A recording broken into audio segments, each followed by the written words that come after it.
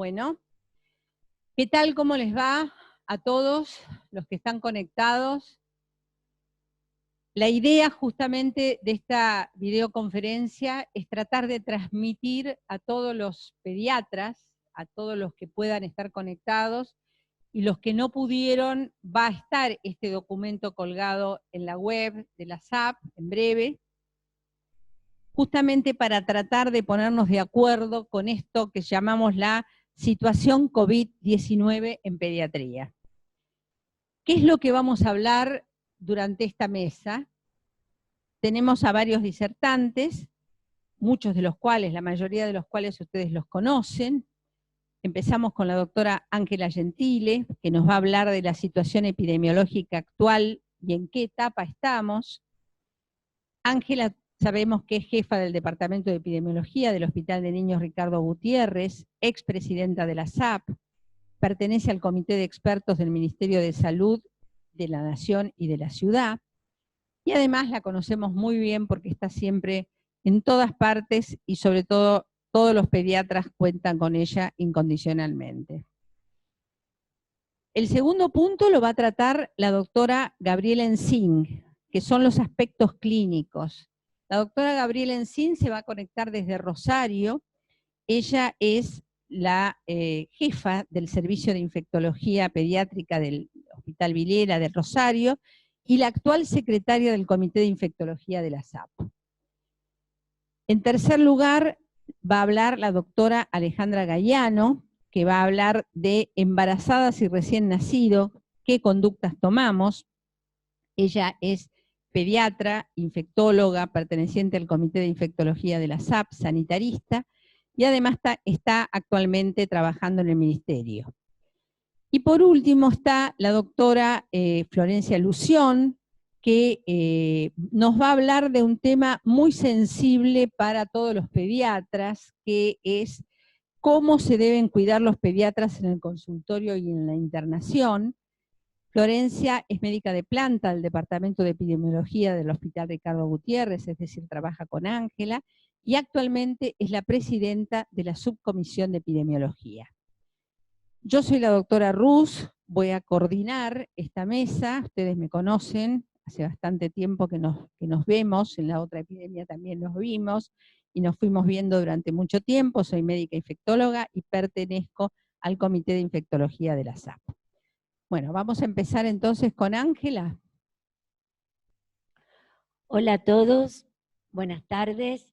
Bueno, estamos acá justamente porque estamos muy preocupados por esta situación y un nuevo agente que tenemos que empezar a conocer, que es estos coronavirus, que constituyen un grupo de virus que causan enfermedad, pero pueden hacer incluso cuadros leves, un cuadro respiratorio alto, hasta infecciones muy graves como neumonía y neumonitis. Quizás a futuro este coronavirus va a ser un virus respiratorio más que nosotros vamos a estudiar en nuestros pacientes pediátricos en cada temporada. Y los más comunes, yo estoy señalando, pero ustedes este señalamiento no lo pueden ver en las pantallas, son los 4 tipos en los cuales son los más comunes en humano. Por otra parte, vamos a hacer un poquito de historia. ¿Qué pasó? En diciembre del 2019 aparece un clúster, es decir, un grupo de pacientes que tenían neumonía de causa desconocida, en un lugar en Wuhan, en China. Y a partir de esa primera mirada clínica y epidemiológica, se comienza a investigar un nuevo beta coronavirus, que se lo llamó 2019 o COVID, ¿no es cierto? Y esto es muy importante porque ahora vamos a ver un poco la progresión de esta situación. Este es el 7º de la familia de los coronavirus que infecta a humanos, y de hecho ya previamente habíamos tenido experiencias previas como por ejemplo el SARS, que es uno de los coronavirus que causó gran impacto en el 2002-2003, o también otro coronavirus que fue la causa de infecciones muy graves en el Medio Oriente.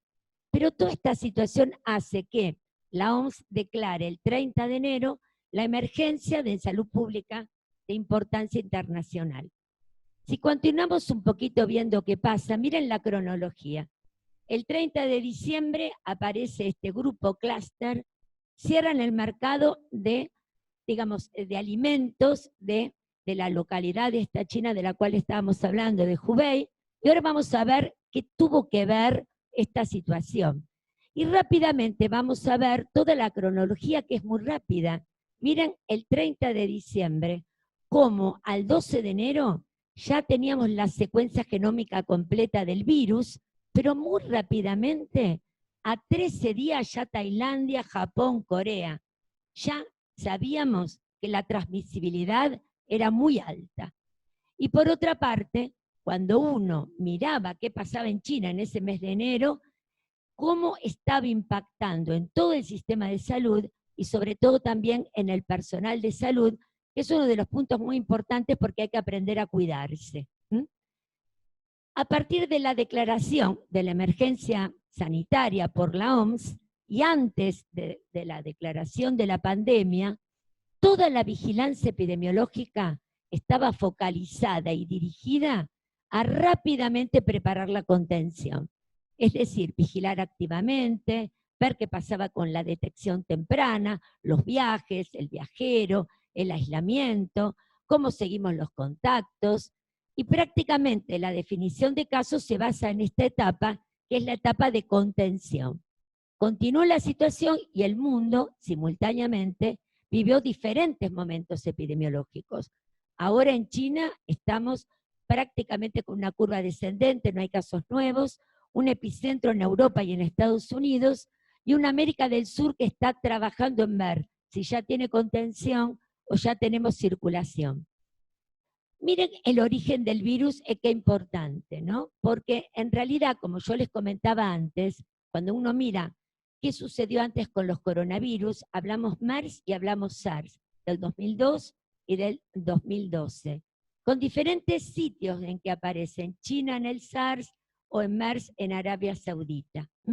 Entonces, siempre la mortalidad es importante, pero por ejemplo el MERS, que tiene el 37% de mortalidad y es un coronavirus, era un virus con mucha letalidad y poca transmisibilidad, porque el virus es muy inteligente.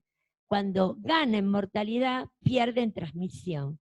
Y el actual es un virus muy transmisible y que causa menos mortalidad. Acá estamos dando datos de mortalidad que aún no están totalmente cerrados, porque la mortalidad es totalmente diferente, de acuerdo a determinados parámetros que ahora lo vamos a comentar también en términos generales.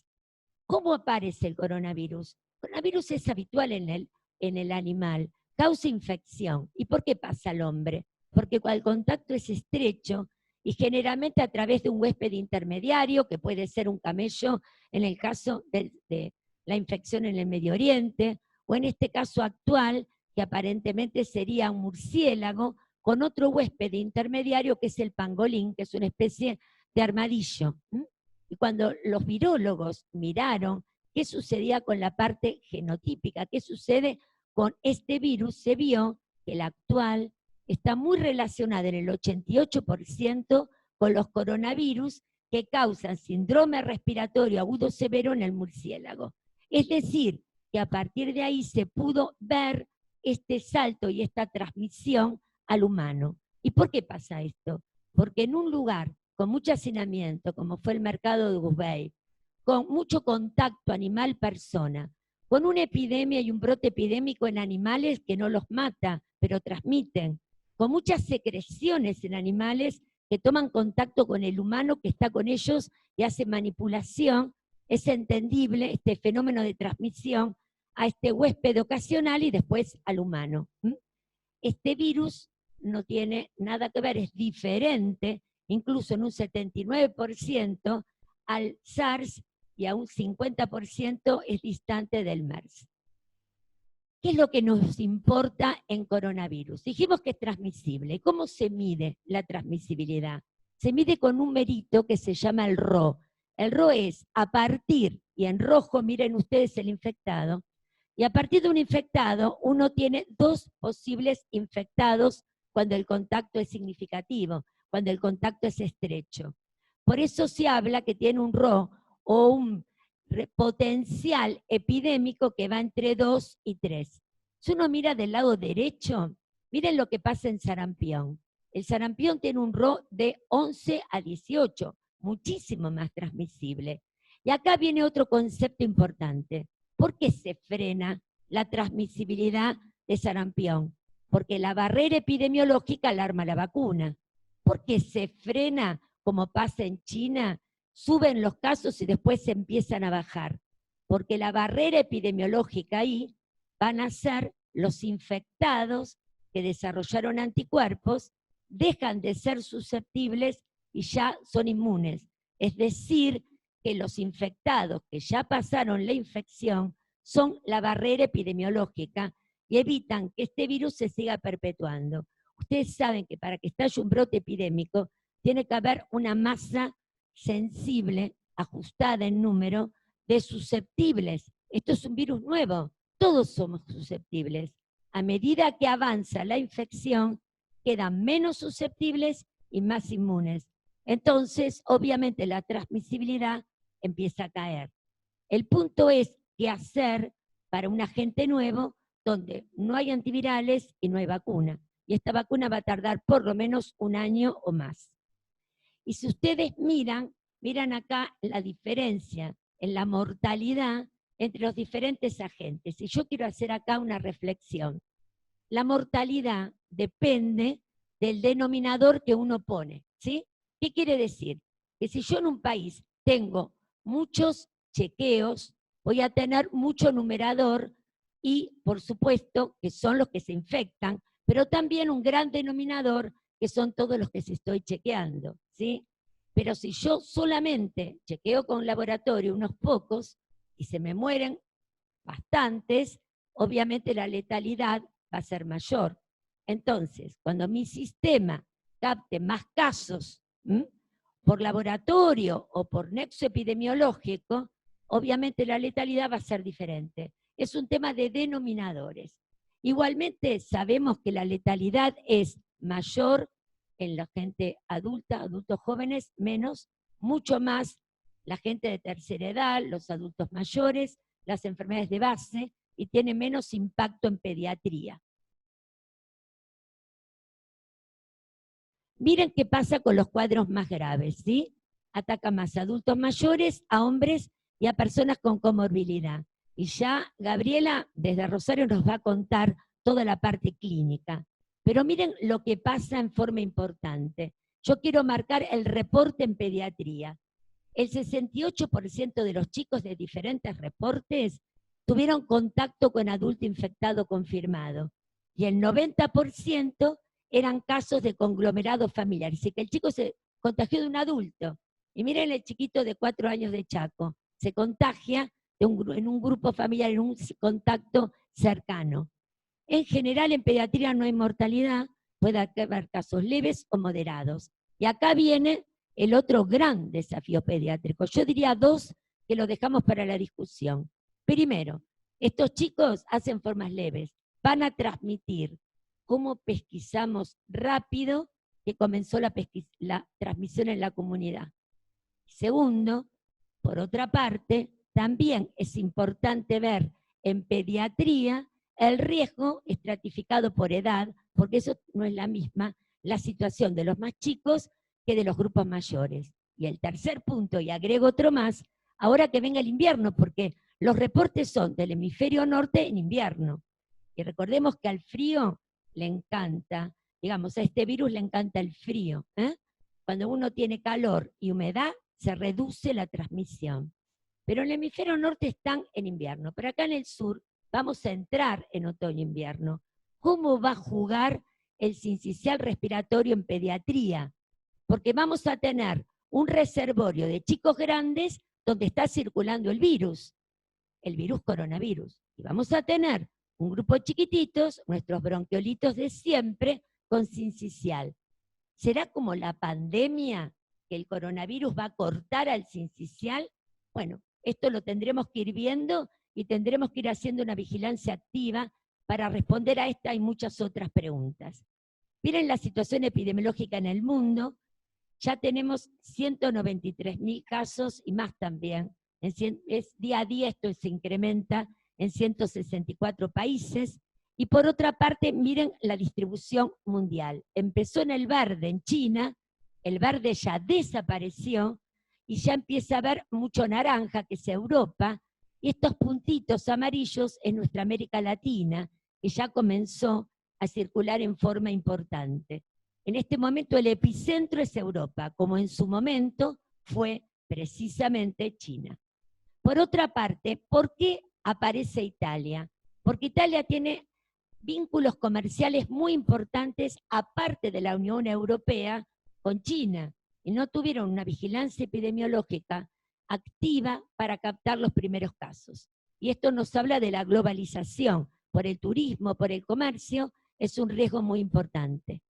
Por otra parte, miren la situación de las Américas. Empezamos con 663 casos el 10 de marzo, y al 18 de marzo hay 5.818. Y quiero que miren cómo se incrementaron los círculos rojos, a expensas sobre todo de Estados Unidos y Canadá, pero todo el cono sur, el hemisferio sur, ya también comienza a verse un número creciente de casos confirmados. América Latina está en riesgo porque hay muchos casos importados, hay muchos países que tienen transmisión comunitaria y nos llegan los casos de países con transmisión comunitaria. Este virus causa un 80% de casos leves o moderados, transmiten, y ahí está la pediatría, y esto es importante tenerlo en cuenta. Cuando uno tiene una transmisión comunitaria, cuando uno pierde la cadena de transmisión. Si yo digo, tengo un caso importado, un contacto con ese caso importado, y sigo la cadena de contactos, yo puedo tener casos importados y transmisión focal de caso importado. Pero si yo empiezo a tener un caso, por ejemplo, en una localidad A, y otra a 50 kilómetros, y otra a 10 kilómetros, y otra en otra punta de esa ciudad, y ya no tengo una cadena de transmisión clara, hay transmisión comunitaria. No puedo relacionar los casos entre sí. Y el gran desafío es cuando empezamos a tener la transmisión comunitaria. Habida cuenta también, y esto lo comentamos mucho en el Comité de Expertos de Nación, que con una realidad país tan contrastante con diferentes zonas geográficas, esto también hay que mirarlo en forma local, en una forma muy ajustada. Argentina, esto es el dato de ayer, 97 casos confirmados, adultos jóvenes, un solo caso pediátrico, pero miren la curva ascendente. Prácticamente en una semana pasamos de 31 casos a casi 100, se nos triplicaron. Eso es importante también tenerlo en cuenta. Tenemos 2 casos fallecidos y estamos testeando con un caso sospechoso que habla claro, que es el antecedente de viaje. Esta situación desató medidas, porque si uno no hace nada, esta curva sigue creciendo, ¿no es cierto? Entonces, algo hay que hacer. Y algo hay que hacer, no es lo mismo la contención que la mitigación, o ya cuando uno tiene una transmisión generalizada. Estamos entre contención y mitigación, los países están chequeando y poniendo a punto sus sistemas de salud, y nosotros también. Entonces, si continuamos, ¿qué es lo que uno hizo? Porque todas estas medidas. Miren, si yo no hago nada, quiero que miren esta curva puntiaguda. Aumentan los casos. Generalmente cuando uno la mide en la serie internacional, entre el pico de la punta que hace crecimiento exponencial y el primer caso, es decir, entre el primer caso y el crecimiento exponencial hay aproximadamente un mes. Y nosotros empezamos nuestro primer caso el 1 de marzo. Estamos en la mitad. ¿Cómo hago que esta curva no crezca bruscamente? Porque si yo tengo 100.000 casos y 50.000 los tengo en la primera semana, se desborda cualquier sistema. Yo tengo que lograr que ¿voy a tener casos? Sí. ¿Voy a tener casos autóctonos? Sí. ¿Voy a tener transmisión comunitaria? Sí. Pero lo que tengo que lograr es que sea controlada, que a mí no se me desprenda un número de casos tan importante que haga esta curva. quiero esta curva achatada, donde los casos van apareciendo lentamente y los podemos ir manteniendo bajo control y organizando los sistemas de salud.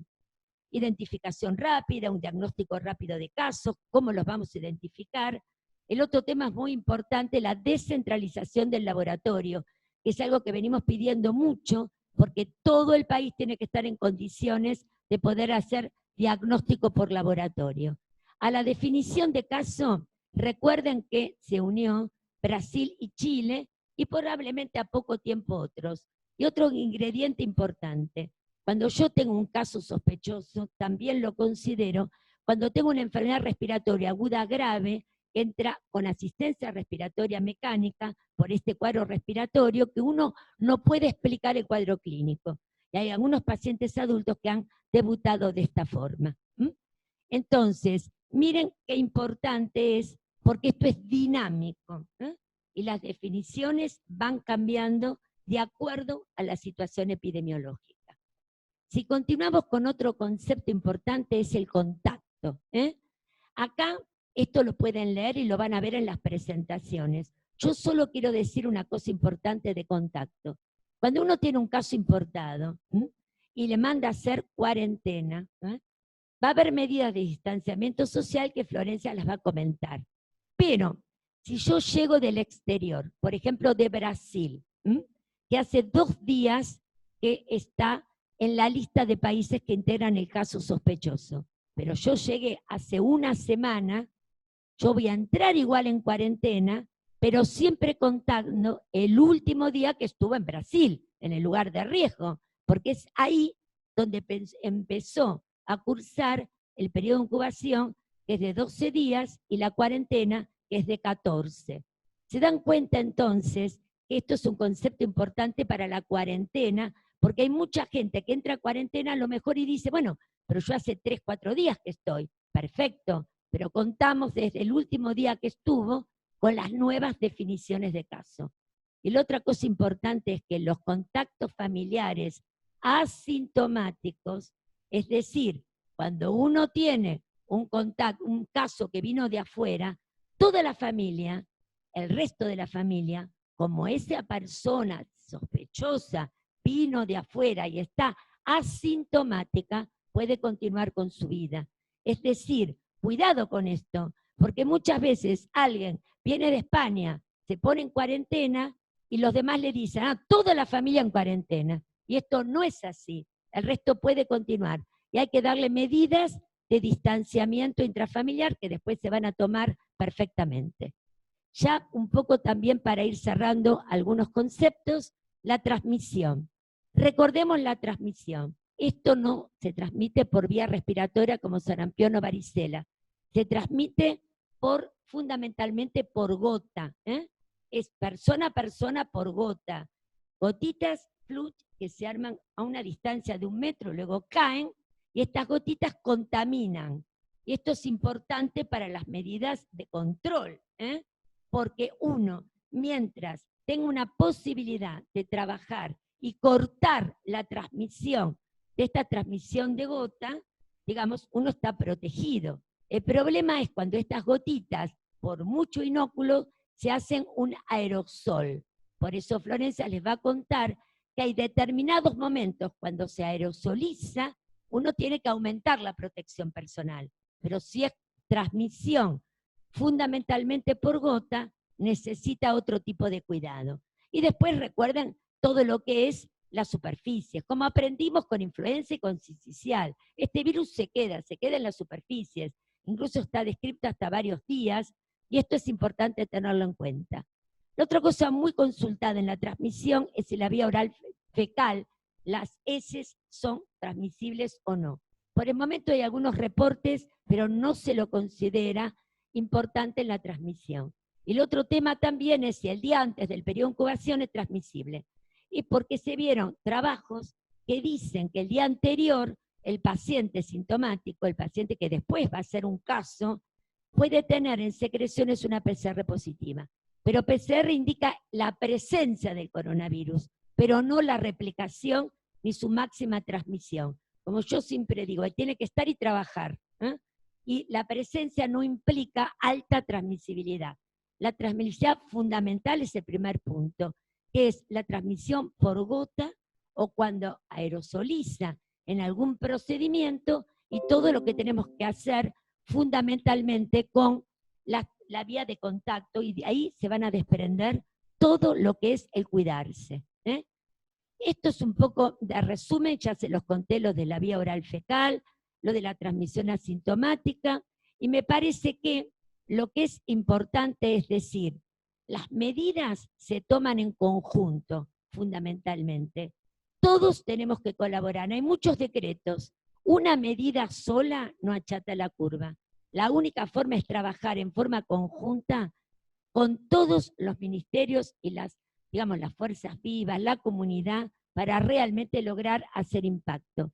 Y esta es mi última diapositiva y quiero terminar con este trabajo de la OMS, donde también trabajó muy fuertemente el Centro de Emergencia en Londres, el College Imperial de Londres, y miren qué interesante, la curva alta, la que nos preocupa, la que no queremos, no hicieron nada, está en negro. La segunda, cerraron colegios y universidades, verde. La tercera, empezaron a aislar. La cuarta, cuarentena. Pero ¿cuál es la que achata la curva? La combinación de todas. No puede haber una sola medida. Tiene que haber paquetes de medidas para achatar la curva. Nuestro desafío es tomar las medidas en tiempo, en forma y también oportuna. Muchos estudios se necesitan, tenemos que saber más de la transmisión, saber los denominadores, hacer estudios de cero prevalencia, ver situaciones especiales, los iremos marcando. No caer en la locura, la población general no necesita barbijo. Incluso me causó mucha gracia una publicación que decía que la FED está poniendo en cuarentena dólares llegados de Asia. Todo el mundo decía, bueno, nosotros los podemos cuidar, pero bueno, no los vamos a cuidar y no nos preocupa tampoco. Y siempre fuente confiable. Evitemos precisamente todo lo que es la infodemia. Evitemos la epidemia de mala información. La fuente confiable es lo que nos guía en este camino. Y recuerden, la batalla, todos juntos como siempre. Gracias.